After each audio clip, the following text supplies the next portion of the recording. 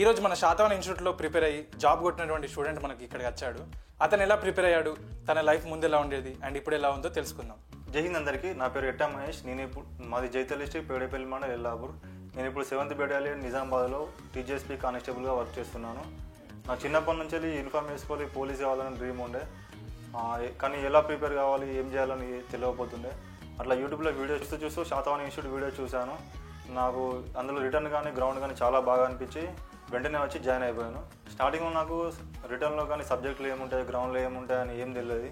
ఇక్కడికి వచ్చిన తర్వాతనే సిలబస్ ఏముంటుంది, ఏ బుక్స్ తీసుకోవాలి, ఎలా చదవాలి, గ్రౌండ్లో ఎలా వర్కౌట్ చేయాలనేది మొత్తం నేర్చుకున్నాను. నేను నోటిఫికేషన్ రాకముందుకే ఇక్కడికి రావడం జరిగింది.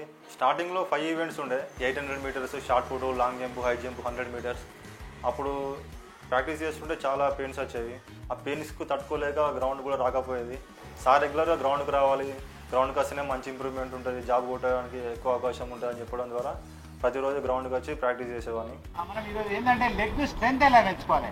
స్ట్రెంత్ ఎందుకంటే మనకు ఇప్పుడు దాదాపు కానిస్టేబుల్ ఈవెంట్లో మనకు లెగ్ స్ట్రెంత్ మీద డిపెండ్ అయిన ఈవెంట్లే ఎక్కువ ఉన్నాయి. ఏంటంటి 100 మీటర్ కానీ, లాంగ్ జంప్ కానీ, హై జంప్ కానీ, ఈ మూడిటికి ఖచ్చితంగా మనకు స్ట్రెంత్ అనేది ఖచ్చితంగా ఉన్నప్పుడు మాత్రమే మనం ఎక్కువ చేయడానికి అవకాశం ఉంటుంది. అలా మెల్లమెల్లగా ఇంప్రూవ్ అయ్యాను. అప్పుడే నోటిఫికేషన్ రావడం, మళ్ళీ ఈవెంట్స్ అన్నీ చేంజ్ చేయడం, 800 మీటర్స్ పోయి 1600 రావడం, మళ్ళీ 3 ఈవెంట్స్ పెట్టడం.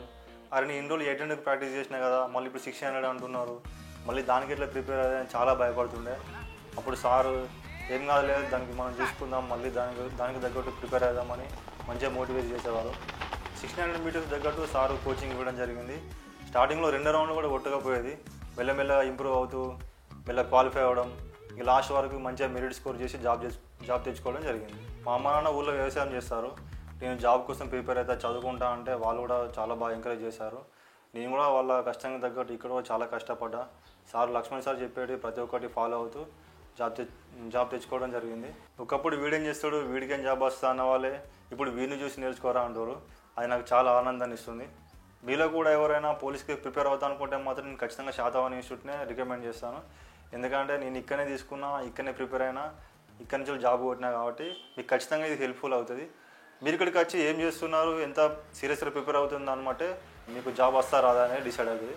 Thanks to Satavahana institute. All the best to everyone. Okay, చూశారు కదా మన స్టూడెంట్ ఎలా ప్రిపేర్ అయ్యి జాబ్ కొట్టాడో. మీలో కూడా చాలామందికి పోలీస్ అవ్వాలని ఉంటుంది, కానీ ప్రిపరేషన్ ఎలా చేయాలో తెలియదు. అయితే మంచి కోచింగ్ కోసం మీరు చూస్తున్నట్టయితే మన శాతవాహన ఇన్స్టిట్యూట్ని అయితే మీరు యూజ్ చేసుకోండి. ఇక్కడ మంచి రిటర్న్ అండ్ గ్రౌండ్ కోచింగ్ అయితే అవైలబుల్గా ఉంటుంది. అడ్మిషన్స్ కోసం కానీ మీకు అడ్మిషన్ సంబంధించి ఎలాంటి డౌట్స్ ఉన్నా సరే మీకు ఇక్కడ కింద కనిపించే నెంబర్కి కాల్ ఆర్ మెసేజ్ అయితే చేయండి. All the best everyone.